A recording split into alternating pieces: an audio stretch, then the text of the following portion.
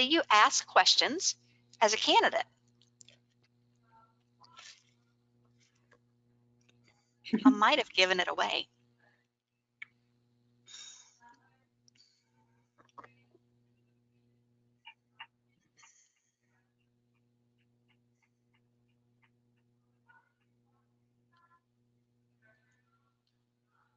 Okay, we're again at about 75% of our respondents, and 97% say yes, 2% say maybe, and 1% say no.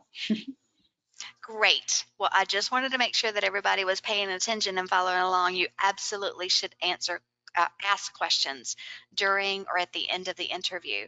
I do ask the students in my class this question, and I'm amazed at about 50% of them will say, I'm not sure if I should ask questions.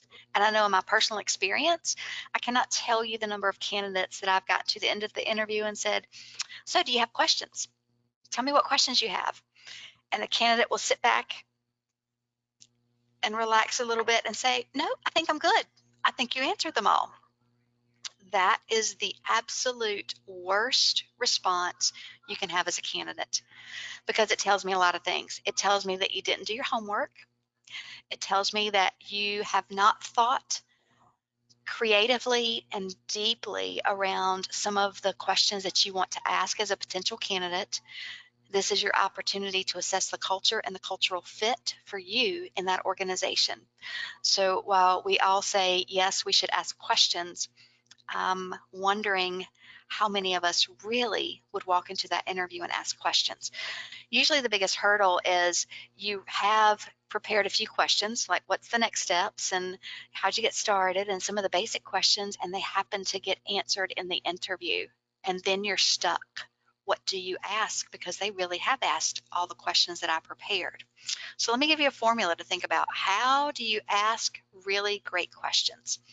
And it's all around the 4 C's. And you can remember this. So the 4 C's of closing an interview and asking questions.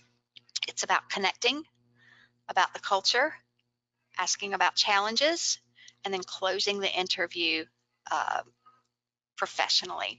So a connection question can simply be another way to build rapport. It's a question like, so how did you get started here? What's your most favorite part about working at this job? What advice do you have for somebody like me just getting started or transitioning or coming into this institution? A culture question could be things that are phrased like this. So tell me about the most successful person in your department. What do they do? What makes them successful? Tell me about the least successful person in your department in the past that's no longer here. Why were they considered the least, or why are they no longer here? Now, what are you looking for in those 2 questions? If the person that's successful sounds like you, it might be a great fit. If the person that was not successful sounds like you might not be a great fit. Or maybe they have some expectations that don't fit with what your desires are. So culture questions can run the gamut. So be creative. Think about how you can answer those questions. Tell me about the typical day in your organization. What do people do when they get here? How do you celebrate? Where do people go for lunch? Do they go individually, sit at their desk? Do they go collectively as a group? It'll tell you what the culture of that office is. Then you talk about challenges. Ask questions around the challenge. What's the next 60 days like? What's your in your goal plan?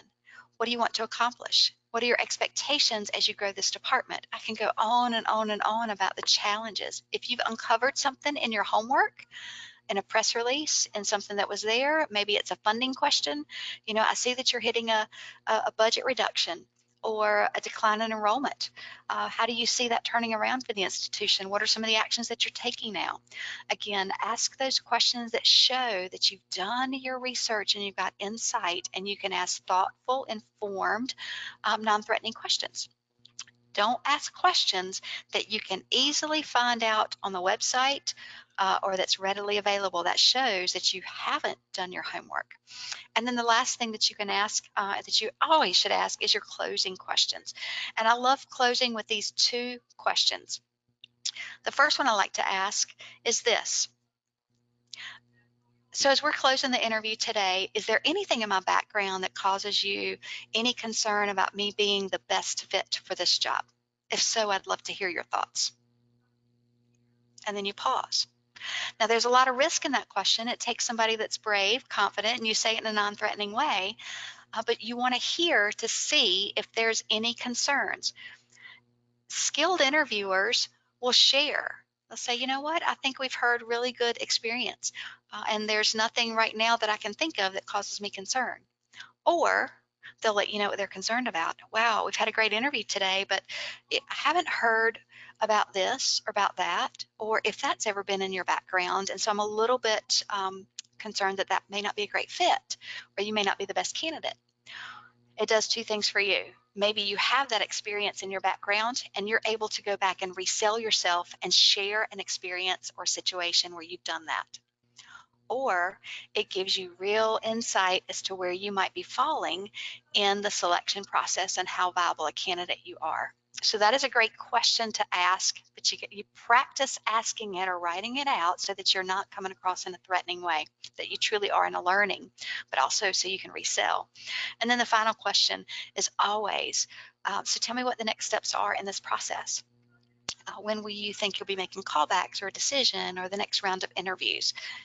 Asking that closing question about what next steps then allows you to know how to thank you, how to send that thank you and that follow-up.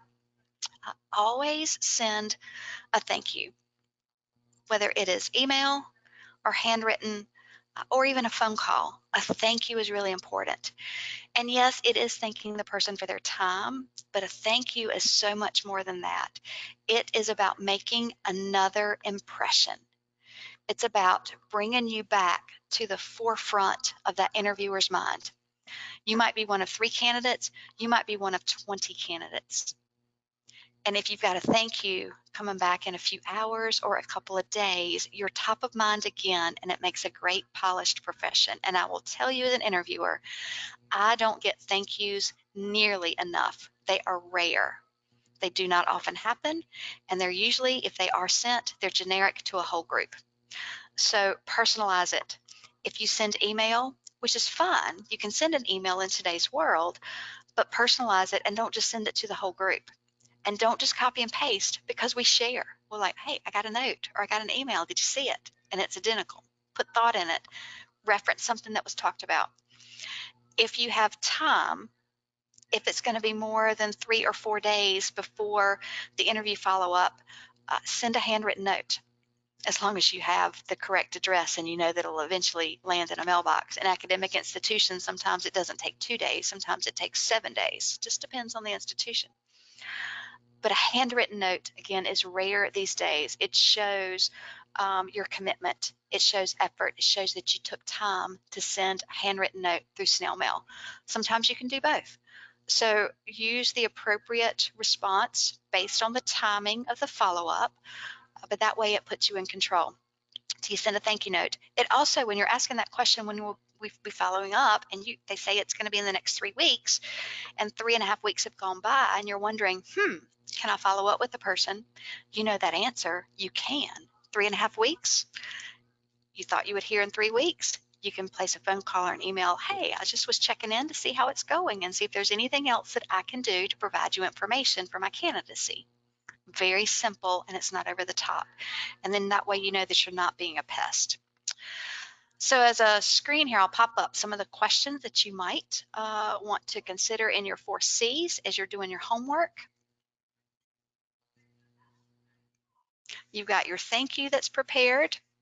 Send it to everybody, and you will be ready for the interview. So I hope that these tips have really set your mind thinking about what you need to do to prepare for the interview. And so now it's time for the Q&A. So Keisha, do you have some questions for us? Yes. The first question, is it appropriate to ask what kind of interview it will be, whether it will be with one person or on a panel? Absolutely. If that information is not offered, then you certainly ask all of those questions. What is it? What type of format will it be? Who will I be interviewing with? Do you have information, or is it okay if I look on your directory, find out where you can find information about your interviewers and how it's going to be formatted? Absolutely. Can you talk a little bit again about how many questions should you have prepared to ask the interviewer at the end of the interview? So that's another great question, and it all depends on the length and the format of your interview. If you've got a 30-minute interview, I would prepare 6 to 8 questions. You're not going to have time to ask 6 to 8 questions, but some of those questions may be answered during the course of the interview, so you need to have some backups. So you ask some kind of, what's your most pressing, burning question?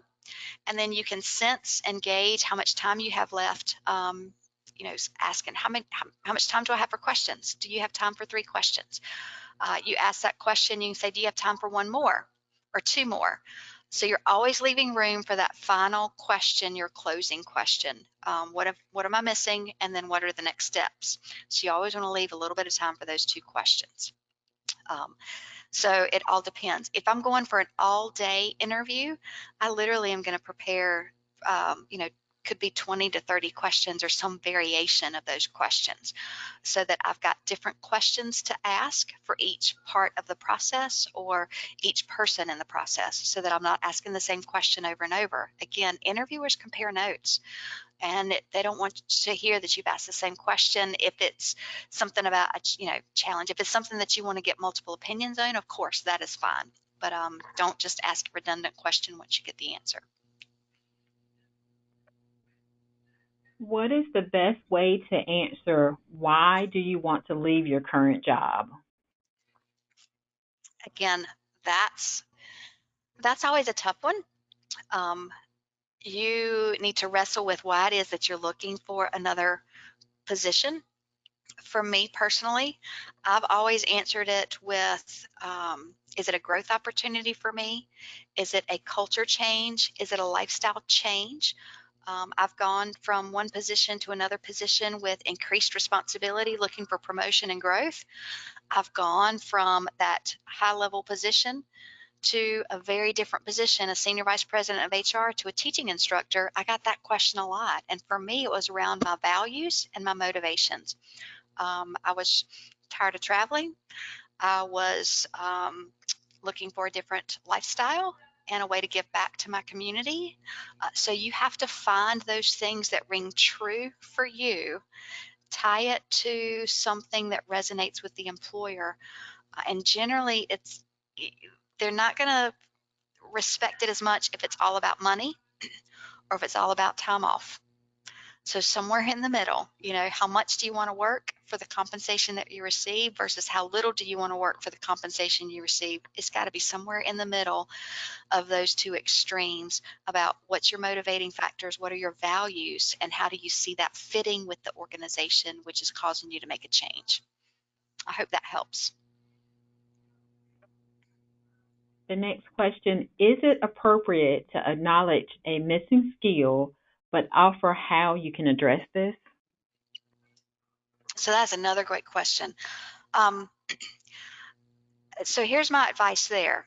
If they don't ask you the question about a skill, don't offer that you don't have it. You never want to apologize for something that you don't have. And apologies creep up in our language. I've never done this before. Sorry, I haven't had that before. So sorry, just, or never is sort of the apology in our language. However, you don't want to be untruthful about it. So if you get that question, you can say, while I haven't done that specific thing that you've asked for, here's what I have done that could potentially fill that gap, or here's what I'm willing to do to fill that gap. There can be some things that could be immediately correctable when you apply for a job. I know a candidate one time that applied for a job in technology and needed a particular software programming skill, familiarity, basic familiarity with the skill. Applied for the job, and then immediately went online and took several on-demand courses over the course of the next couple of hours before the interview, practiced it, and then said I have familiarity with it. So because that was an acceptable answer and that was appropriate without it stretching the truth. So if it's something that you can correct, go correct it. If you can go learn or read about it, if it's an experience that you need to have, then if you're asked the question, respond truthfully, but also acknowledge what you've already researched on how you could develop that skill. When is the best time to ask about compensation and benefits? Oh, that question. Never in the first interview. Maybe not in the second interview. You need to know what the process is. At some point, HR will ask you questions around what is your expected compensation. In the first interview, I would try to dodge it, dance it, and answer with very generic, I am confident in my research that the range for this job is in the range that I'm looking for. So something like that, or I'm confident that we can negotiate an acceptable range with my skill set as it meets what I know is the market value. Benefits these days, in most organizations, you can find high-level information. Do they offer particular parts of benefits? Compensation is a little bit harder, but I would get into the interview process in the second or third interview before I ask those questions. And benefits, compensation, and time off are all in that same category. I would try to do as much research on my own as I possibly could before I bring up the compensation question. Let them get to know you and really bond with you first before you bring up the money.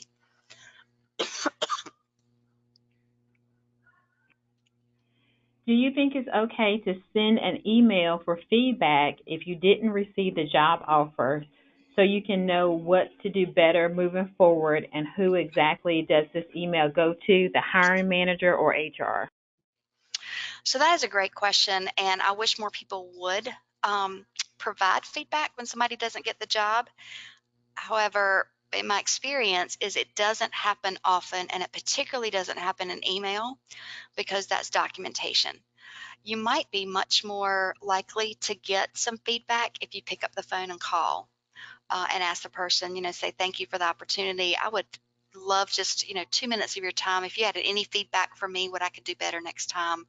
Sometimes that is more successful in getting feedback. You can try an email, but you're probably not going to get a response because, again, that is considered documentation, and people are very hesitant about putting reasons why you were not selected in anything that is documented. HR would probably be the place that I would start, asking first, would you be able to give me some feedback on what I could do better next time in this kind of situation? And then you might get a response there.